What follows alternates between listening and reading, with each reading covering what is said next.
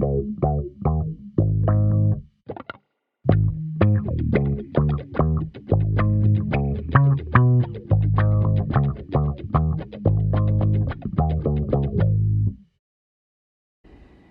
rolling, sound rolling, and marker. Hello and welcome to Pillow Talk. This is my wife Sarah, and I am Corey, as always. And we just saw the movie Shang Chi and the 10 Rings. Is that the whole title? For some reason I keep wanting to say sacred in the title. Like, in the 10 sacred rings. I believe it's only Shang-Chi and the Legend of the Ten Rings.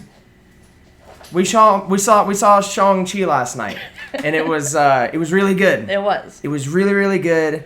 I really liked all the stuff that they worked into it. Non-spoiler stuff. They did a lot of like really cool Jackie Chan style fighting, whereas like that unconventional like using like your kind of surroundings to help you fight. I really love that type of fighting. It was really, really cool to see that. Anything for you, like non-spoiler wise? I was just very impressed. I walked into this movie not knowing anything at all. He was like, hey, let's go see this movie. And I'm like, nah, I don't know anything about it. And he's all, it's Marvel. You'll like it. For some reason, I wasn't wanting to watch the movie at all, but I was very glad I did. Very impressed by it. It was entertaining throughout the whole thing. I don't really know much about martial arts, but it kept my attention. It was way better than Mortal Kombat, I could tell you that. When it comes to that kind of fighting like style of a movie, it was really good. I really loved the best friend character. Shang's best friend. She was, I feel like, pretty fucking hilarious. She was just kind of like over the top and like super funny and just kind of like a bubbly, like happy person, but she's really cool. Like she'd be the person you want to have as a best friend. Okay, so I guess getting into spoilers now. The beginning of the movie starts with this fight, and it's very like crouching tiger, hidden dragon floating around, and leaves and stuff are just like blowing all around them all. Woo! Like flying everywhere. Did you like that first fight? It was okay. I just felt like it was very like sexual, and that's what they were going for. It was. But during the scene, I was just like, okay, it's for sure they're gonna fall in love. What do you know? They fall in love, have kids.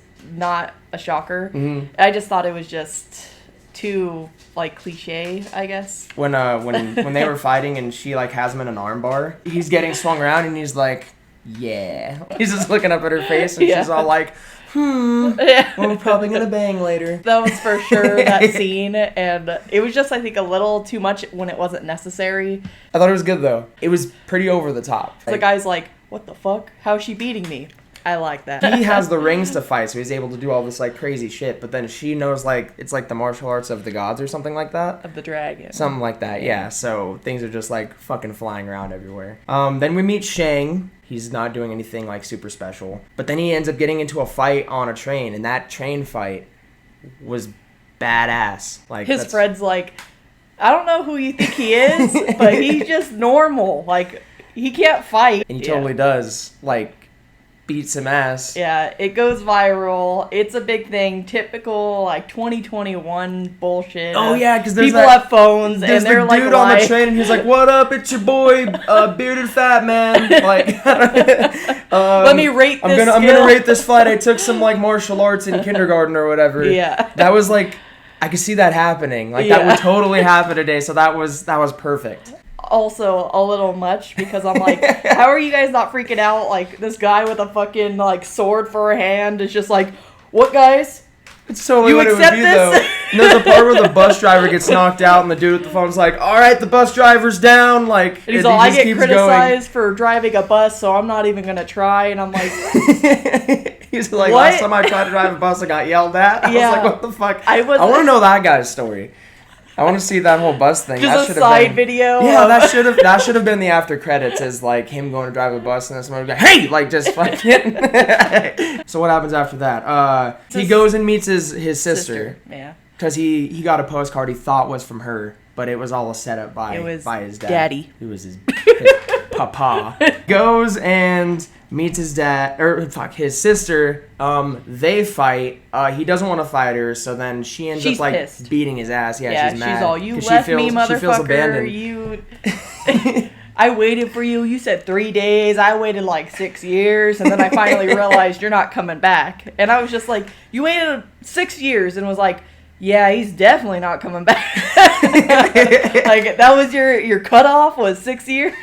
That whole part was kind of funny because, like, the sister, she's trying to act badass. Like, hey, I couldn't train with the guys, but I taught myself. I watched. I'm better than everyone. I built this whole, like, secret fighting ring. Yeah. And, you know, I'm badass. I'm better than all of you. But I'm like, what do you really do? Like, hey, I don't know. She's badass though. She was okay. She fights really good. She does that thing with the little. She has the rope on the spear with like the little weight at the other end. But she was badass. She was a good fighter. I don't know. If she wasn't in the movie, I wouldn't have been upset. You just hate women. No, she was treated like shit like her whole life. So and all she had was her brother and her mom. The mom died, and then the brother was just like peace. Yeah. Because he was like tortured the whole fucking time. I know, and she wasn't. Yeah, she had a good fucking life, being ignored. Instead of being like trained to be an assassin, I'd rather, I think, be ignored and have that mental damage than physical. Look, everybody's life sucks. Yeah. Except for like the dad, because he was like. I mean, his sucked too. His wife died. Yeah. Because of his. That's not as bad as I feel like what the kids had to go through, in my opinion. He meets his dad. He's like, your mom gave you a necklace. She's trying to tell you to go save her. And then they're like, what are you talking about? And he's like, she's telling me. I hear her. Yeah. Like, motherfucker. So he's all, you guys are dumbasses. Listen to me. Grabs the necklaces, puts it in like this dragon thing. And the dragon's eyes. Yeah, it starts like looking like fire. It's throwing all this water that's just floating around. I really loved all the effects of that. The water gets spewed out of this dragon face, and then it's like all over, and it's just kind of floating around, and it falls onto the ground, and then it like simulates like a forest. Yeah. Yeah, and then you see like the maze going around, because it's a moving maze in a bamboo fucking forest, and so you see like it kind of carving through this whole. Like the path. It looks like a bamboo meadow made out of water. Yeah. It looked fucking crazy. The visual effects on that looked like really awesome. It did. And then we got to see Trevor Slattery from Iron Man 3. Yeah. And that was fucking awesome. I really liked the little faceless pig. I know, I really did. Dog thing. He was pretty cute. Yeah. For having like he had like butterfly wings almost, or it was like I guess bird wings, but looked like iridescent, like the glittery, and like changed a bunch of colors. And then he's all furry and 4 legs with like pretty much a butt for a face. I really like how they gave him like just no face, but he was still so cute. He was. They're like petting him, he's all and then he like waves his wings like saying hi. So he's cute, but we end up finding out like that. What's that guy's name? Trevor Slattery, the actor. He can talk to the fucking thing for. It's pretty much like a Rocket and Groot type scenario. Like Trevor seems to be the only one that can understand him. I'm gonna guess it's just because he's a weirdo or all of his past drug use. He's just able to talk to these animals. The fucking thing that Trevor says about Planet of the Apes. Oh yeah. That was fucking killing me because I love the 1968 Planet of the Apes, and he was like. So he talks about how he saw Planet of the Apes back in 1968, and he told his mom, like, how did those, like, apes learn to ride, like, those horses and act like that? And then the mom was like, oh, like, that's just acting. But he took it as, like, oh, they trained those actual monkeys to act instead of those are just people in monkey costumes. That fucked me up. So he's like, if they can do it, I can do it. So I love that. Oh, they get through the bamboo maze, right? Yeah. They get to... And Kimmy... Her driving, very Kimmy's impressive. Awesome. Like, this is smacking, like, all bad Asian driver fucking especially stereotypes women down, dude. It's yeah, like and women. Yeah, but dude, no shit. She's, like, an awesome driver. So, woman and Asian bad driving stereotypes were just fucking gone. Yeah. It was great. So, they get to the place. I think it's called, like... Tung Lao. Or Ta Lao? Something like that. So, it's a nice place. Nice. They get to a nice place. And they're like about to beat some ass. So they get in, and then the native people there are like, you're not welcome here. They're ready to fight. And then the auntie comes out. And then she's all, what the what are you doing? You don't disrespect my not grandchildren. What would they be? My niece and nephew. Yeah, they're trying to get there before their dad, because their dad wants to, like, pretty much destroy this place because he's hearing the mom's spirit talk to him, and he thinks it's the mom. It's not. It's soul. Which that was sad too. I was like feeling for him because how could you want something so bad and it seems so real by hearing the exact voice, and when that was shitty. That was so sad. Which fully makes sense because I feel like that's how like evil like energy preys on victims is they make them give them what they desire most, and that was that's what it's just such a strong connection where it's like, oh yeah, for no logic at all, like I will sacrifice everything to get what I've been missing most, and that was his wife. Because I would be fucked up. Yeah, because like I'm fond of my wife. And so if my wife were to pass away and I was hearing her voice like, hey, come save me, I would do like everything that I could, because I'd be like, that's her voice, I know her fucking voice. Yeah. So that was like all sad, like, because the dad was a bad guy at the beginning, but then he becomes a good guy when he gets a family, and then that's just ripped away from him. Well, he kind of resented his kids because especially the son, he witnessed the mom dying. But he was like 7. Yeah, so there wasn't much he could do, like, or anything he could do. Why didn't he run for help? Maybe there was no one there. Maybe he was scared, like frozen. I think it was just the family living there at that point. So then I'm like, where was the dad? It was his fault. Where was he? I don't know, because he came back from somewhere. The mom died, and then he's coming with like, and I was like, was he grocery shopping? Yeah. Like he just got back home from like fucking the supermarket, and he's all, oh, I was gone for 10 minutes. I was just getting some carrots and some fucking cream of wheat, and now, what'd you do? What the fuck? But then he totally was just like, hey, if I had my rings, this would have never happened. Everyone would have feared me still.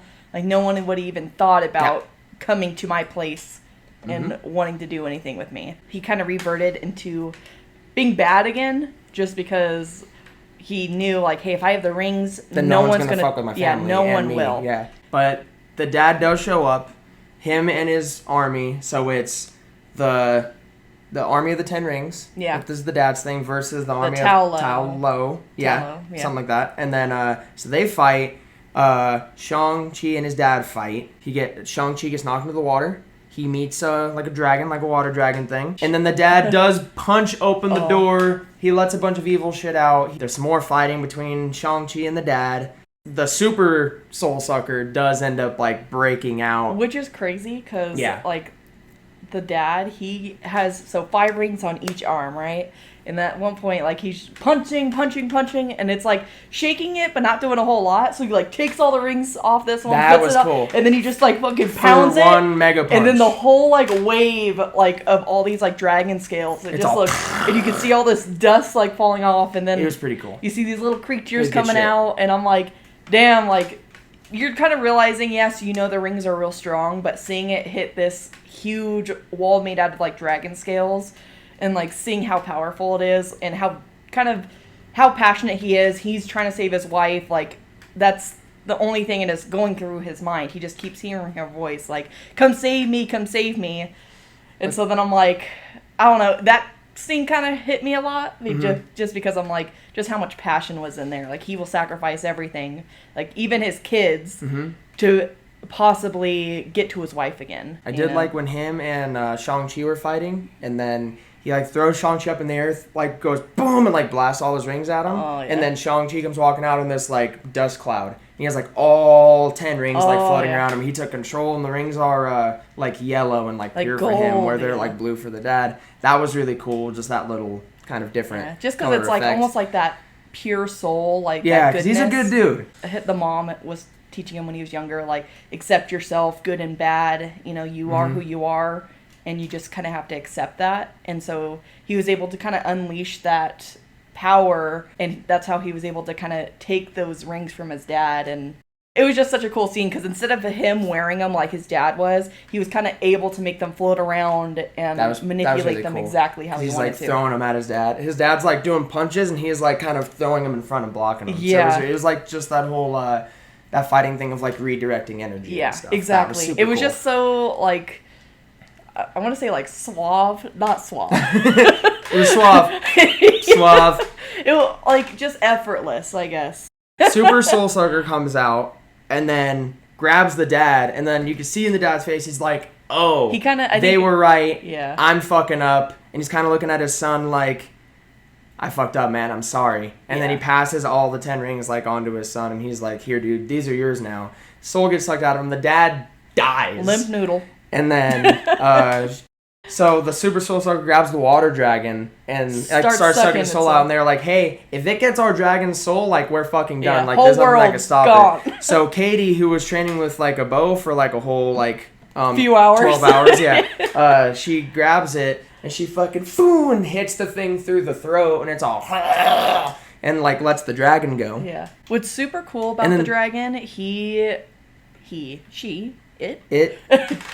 The way we can assume it's a he. It's a man's world. It can like it can like manipulate like the water, almost like air currents. Mm-hmm. So then it's just like woo, like using the water to help attack. That was really cool. You know, and it's like almost like throwing punches. It's like gathering all this water and just like full strength hitting it with itself and the water. A lot of the ending reminded me of Dragon Ball Z. Yeah. Because there's this part where everybody's fighting the fucking Super Soul Sucker. Shang Chi like goes, and like all of the rings goes down the Soul Sucker's throat.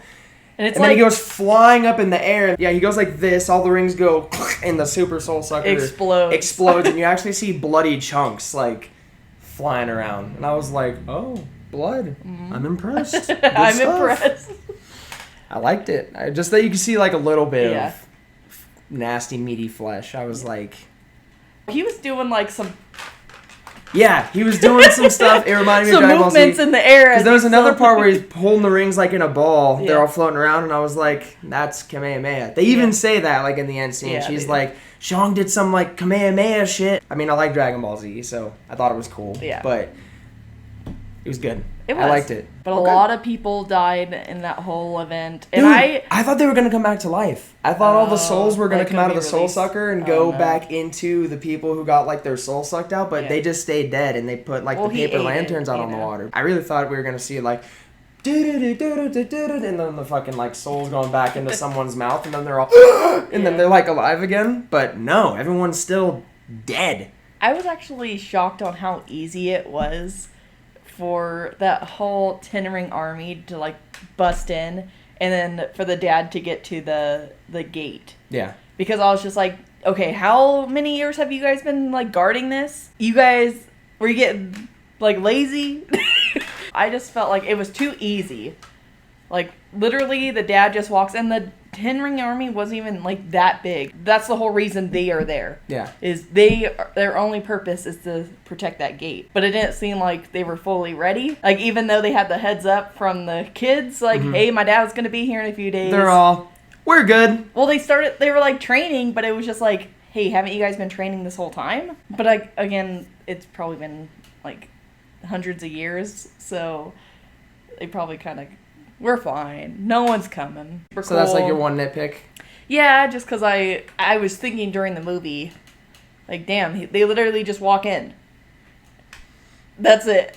Like, I thought they were going to be way stronger, I guess. The 10 rings they have, it looks like electric, like, staffs. Is that powered by the 10 rings? It looks like... Because it kind of has the same blue-esque as the ring. I don't think so. No. I think that's just a technology thing. And so then I'm like...